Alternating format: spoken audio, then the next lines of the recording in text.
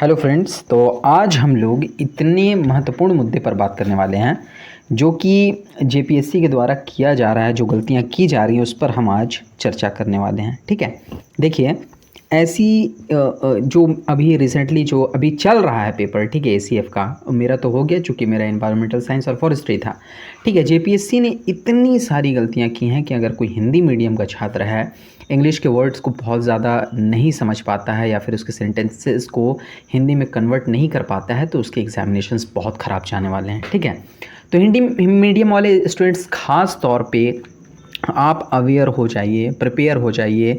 मैं तो जेपीएससी को इन क्वेश्चंस के फ़ोटोज़ के साथ मेल करने वाला हूं। ठीक है, और आप भी ये काम करिए। ठीक है, इसके लिए तो बाकायदा जेपीएससी पर केस होना चाहिए। क्यों, देख सकते हैं आप, एक अगर देखिए क्यों होना चाहिए, क्योंकि देखिए जब हम लोग जेपीएससी का जो है एग्ज़ाम देते हैं, अगर हमसे ओएमआर में ज़रा सा भी फॉल्ट हो जाए तो हमें वहाँ से हटा दिया जाता है, हमारे कॉपी को कंसीडर नहीं किया जाता है एग्ज़ाम से एक छोटी सी त्रुटि को, मानवीय भूल को। और यहाँ पे जेपीएससी के द्वारा, ठीक है, आयोग के द्वारा जो इतनी बड़ी बड़ी भूलें हो रही हैं, आज मैं आपको दिखाने वाला हूँ। उन चीज़ों को आपको देख करके एहसास होगा कि कितना जेपीएससी गलती कर रहा है। ठीक है, देखिए ये प्रिंटिंग मिस्टेक्स है, कहीं के भी मिस्टेक है, इसका ज़िम्मेदार कौन है? आयोग है। ठीक है, क्या आयोग इसको रिव्यू नहीं करता है? ठीक है, कि क्वेश्चंस कैसे छपे हैं, क्या आयोग का नियंत्रण नहीं है? ठीक है, प्रिंटिंग प्रेस पर, या फिर क्या आखिर बात है कि इतने अजीब किस्म के ट्रांसलेट हुए? देखिए मैं आपको दिखाता हूँ एग्जांपल। देखिए 1919 के ये जीएस का पेपर है। ठीक है, ये अभी जो एसीएफ का जीएस का पेपर है, ये एसीएफ का जो एग्ज़ाम हुआ उसका। देखिए 1919 के मॉन्टेग्यू चेम्सफोर्ड सुधारों के मुख्य प्रावधानों और उसके प्रभाव को स्पष्ट करें। देखिए यहाँ पे मॉन्टेग्यू है, मोरागू है। अब बताइए, ये मॉन्टेग्यू रहना चाहिए, ये मोरागू है। बताइए ये कैसे ट्रांसलेट हो रहा है इंग्लिश से हिंदी? आप ये बताइए। देखिए यहाँ पे बाकी सब तो ठीक है। ठीक है, अब देखिए यहाँ पे मोरागू। ठीक है, इसके बाद मैं आपको दिखाता हूँ। इसके बाद देखिए भारतीय राष्ट्रीय कांग्रेस के गठन के प्रारंभिक, क्या प्रारंभिक ऐसे ही होगा? उद्देश्य, देखिए उद्देश्य कैसे लिखा हुआ है। चलिए ये सब तो ठीक है। ये देखिए जाति विशेषार्धा। ठीक है, अजीब किस्म का। और मैं आपको दिखाता हूँ, आपके देख करके देखिए, प्रोमहीपीप। अब बताइए ये क्या है? पेनिनसुलर का जो है इस तरीके से इन्होंने जो है करवाया है अनुवाद। देख, उसके बाद आइए हम देखते हैं आगे कि कौन कौन से फॉल्ट हुए हैं। इतने सारे फॉल्ट हुए हैं कि मैं आपको क्या ही बताऊं। ठीक है, देखिए यहाँ पे भारतीय राज्य की प्रकृति पर प्रकाश डालिए। ठीक है, देखिए इसकी संघीय, देखिए संघीय को संघीय लिखा है, अर्धसंधीय हो गया। ठीक है, सहकारी संघवाद तो ठीक है, यहाँ पे संघीय क्या है? ठीक है, इसके बाद भारतीय संविधान में बताए गए, यहाँ पे मौचिक था। ठीक है, मैंने इसको लॉ किया है, मौचिक था यहाँ पर। तो बताइए मौलिक कर्तव्यों को क्या बताया जा रहा है? मौचिक कर्तव्यों और एक जिम्मेदार।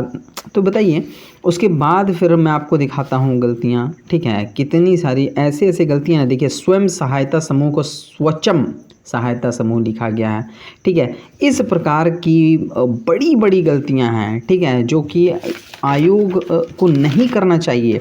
आयोग से इस तरीके की चीज़ें नहीं। मैं तो सोच रहा हूँ कि पहला ही एग्ज़ाम हुआ होगा हिंदुस्तान के किसी भी स्टेट में जिसमें इस प्रकार का आपको हिंदी ट्रांसलेट मिलेगा। देखिए यहाँ पे सिद्धू कानू को सीडो कानू लिखा गया है। सीडो क्या है? सिद्धू कानू है ना, सीडो कानू है। यहाँ पे देखिए ऐतिहासिक भी गलत लिखा हुआ है, कारणों को कारणे लिखा है। ठीक है, इस तरीके की इतनी सारी गलतियां हैं कि आप देख करके हैरान रह जाएंगे। देखिए यहाँ पे दिखाता हूँ मैं, यहाँ पे मुख्य कारणों को, गठन को गढ़न लिखा गया है, मुख्य कारणों को उखय कारणे लिखा गया है।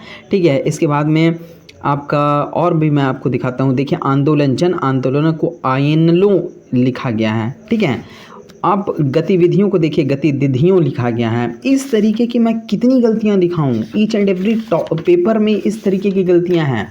और इंग्लिश में जो क्वेश्चंस का सोल है वो हिंदी में ट्रांसलेट करने के बाद बिल्कुल बिगड़ जा रहा है। ठीक है, जो क्वेश्चन का जो ये होता है कि क्वेश्चन का आखिर निचोड़ क्या है, वो हिंदी में जब ट्रांसलेट हो रहा है तो हिंदी वाला डिफ़र कर जा रहा है। ठीक है, और वर्ड्स तो आप देख ही रहे हैं, आप वर्ड्स को देख करके पहचान ही नहीं पाएंगे कि जो है ये क्या लिखा हुआ है, तो आप कैसे फिर आंसर लिखिएगा? तो हिंदी मीडियम वाले छात्र के साथ इतना गहरा अन्याय किया जा रहा है। तो मेरी अब आप सभी से अपील है कि इन फ़ोटोज़ को आप शेयर करें, ईमेल करें जेपीएससी को, ठीक है।